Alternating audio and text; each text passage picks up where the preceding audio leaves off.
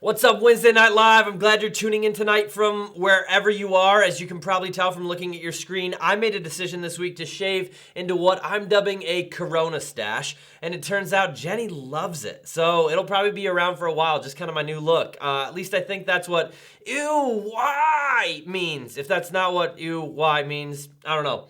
But anyways, I was walking through Hy-Vee a couple days ago, and I noticed that the toilet paper aisle was completely empty. Just nothing there at all. And at first, I kind of chuckled that apparently we are still hoarding toilet paper. But then I thought about it for a minute, like this whole hoarding supplies thing, and it just broke my heart. Because I realized so many people out there are still living in fear, with this scarcity mindset, just crushed by anxiety about what the future holds and whether it holds enough for us. And I think for those of us who follow Jesus, the realities of this season make it important to remember who God is. We've been talking about names of God on Wednesday Night Live, and there's a name for God found in the book of Genesis, chapter 22, that I think is particularly valuable for us. Here's what's going down in Genesis 22. We're nearing the end of a life story of a guy named Abraham, who's someone God called out of the land he was living in and made an incredible promise to, that he'd be blessed and be the father of many nations, and that through him and his offspring, the entire world will be blessed, liberated, and set free and just drawn to the love of God. It's this crazy cool promise, but there's a problem. God made that promise to him, and then it didn't happen. They didn't have a son. Abraham's wife, Sarah, couldn't have kids. They waited a year, and it didn't happen. 10 years, and it didn't happen. 20 years they tried, and it never happened. And at that point, they were old.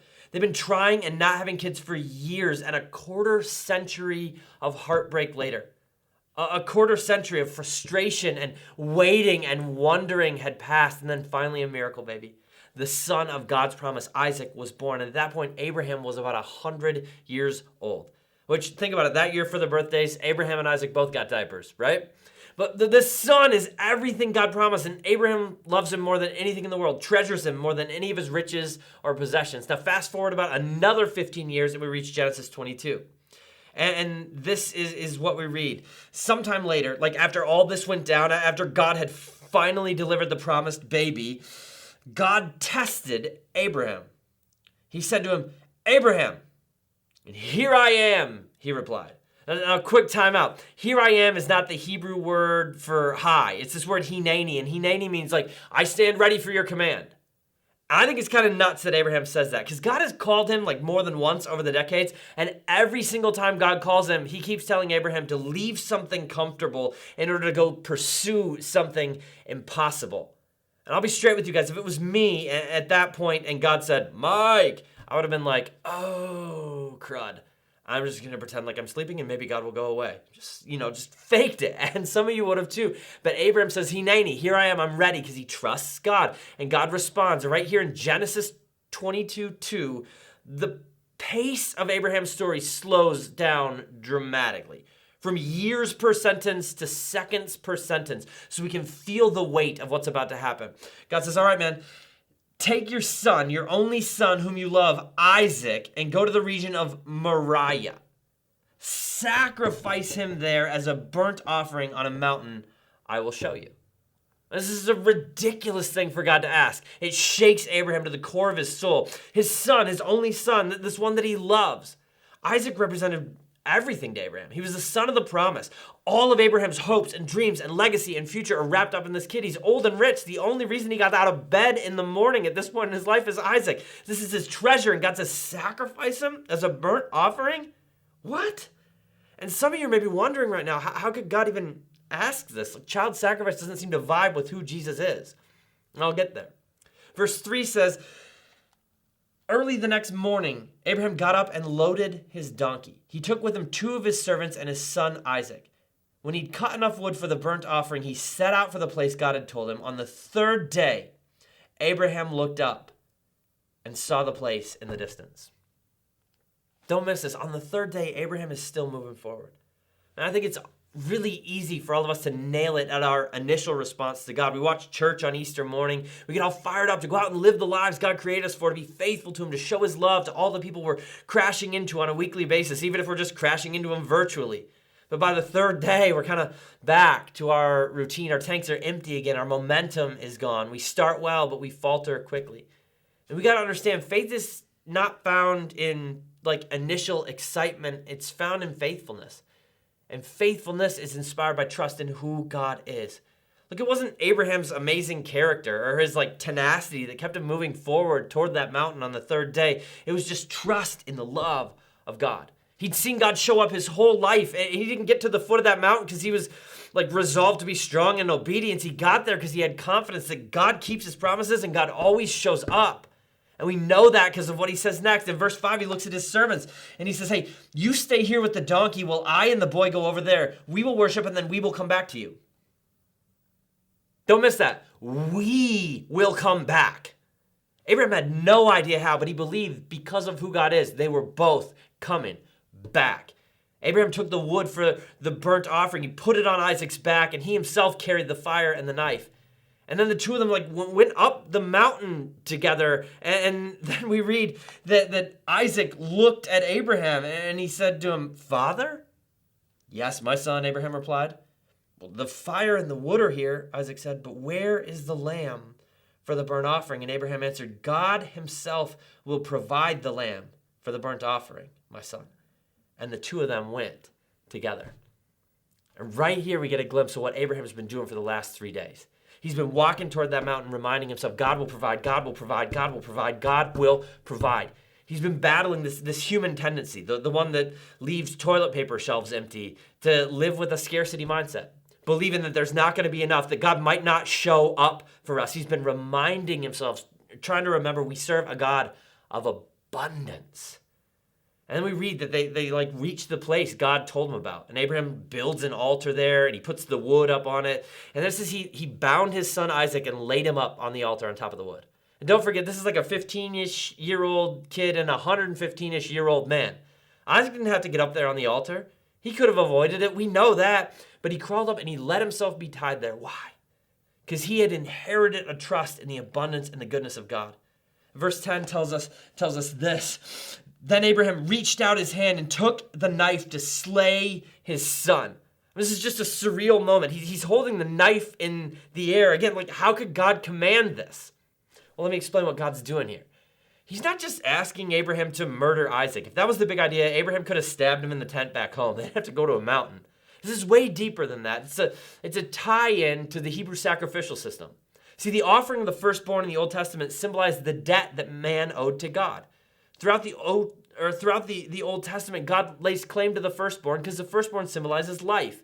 And it's a reminder that God's the one that provides for life. It's acknowledgement that he is the source.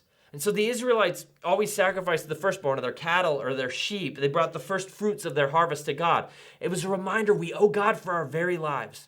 He's our source and our sustainer. And Abraham understood that's what God was asking him to do, to show that he knew who provided everything, that his firstborn was a debt he owed to God, who's abundant in love and provision. He got it. Like if Abraham thought that God appeared to him in a dream and told him to kill Sarah, his wife, to prove his love, he'd have been like, I'm hallucinating. I ate some bad pizza for dinner. This isn't it. God doesn't command murder. But he understood that this thing with Isaac was God asking him to demonstrate his understanding that he owed God for his very life. That's why he raised the knife above the kid. He owed the debt, and he believed God could raise the dead. With that knife in the air, he didn't think for 1 second that maybe he'd have another son. Maybe God wouldn't be faithful to that promise he made to bless the world through Isaac. The book of Hebrews chapter 11 tells us, like Abraham believed, if I see Isaac die, then I'm going to see a resurrection because God abundantly provides. He'll raise him again.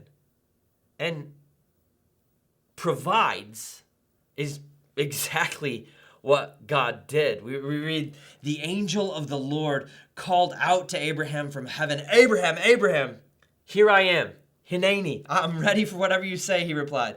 Do not lay a hand on the boy, he said. Don't do anything to him. Now I know you fear God because you've not withheld from me your son, your only son. And Abraham looked up, and there in a thicket he saw a ram caught by its horns. He went over and took the ram and sacrificed it as a burnt offering instead of his son. Here's the name for God. Here's the one I want us to get tonight. It says, so Abraham called that place, the Lord will provide. And to this day it is said, on the mountain of the Lord it will be provided. God provided. And in the part where he tells Abraham, now I know you trust me, let's be clear, he already knew, but now Abraham knew too, and so did Isaac. They walked away without a shred of a doubt that God is a God of abundance. That's why the place was named the Lord will provide. And check it out, in their culture, in that day and age, the name of a place was incredibly important. It mattered a whole lot to them. And notice, it wasn't a mountain named for how Abraham obeyed. It was named for how God provided, because God's provision is the ground for our obedience. We're able to follow, to get rid of our fear and our scarcity mindset, that we're going to be abandoned, we're not going to have enough when we trust God's provision. And that's the amazing thing in this story. It's God's commitment to Abraham, God's commitment to us. And so Abraham names the mountain. But in this story, he also gives a name to God. He calls God Yahweh Yireh. And Yahweh's the Old Testament name for God, but they wouldn't speak it out loud. And so literally, as the Hebrews read this, they pronounced it Jehovah. And so you maybe have heard it if you've been around church your whole life, Jehovah Jireh. Jehovah Jireh means God will provide. God the provider, God my provision, Jehovah Jireh. Abraham says, God, you're Jehovah Jireh. Like, what if you and me believed in Jehovah Jireh? How would our lives be different in the middle of this crisis as we're surrounded by like the panic and the hoarding that's caused by a global pandemic? What fears about not having enough and then there never being enough would be quieted in us if we knew deep down in our souls that God abundantly provides. Not just because he provided for Abraham and Isaac that day up on the mountain, but also because a couple thousand years later, another one and only son, beloved by his father, walked up that same mountain. Like the mountains of Moriah in Abraham's time were Jerusalem and the mountainous hills surrounding it in the time of the New Testament. And that son too would voluntarily lay himself out as a sacrifice on that hill. Only this time the knife didn't stop midair. The son was killed.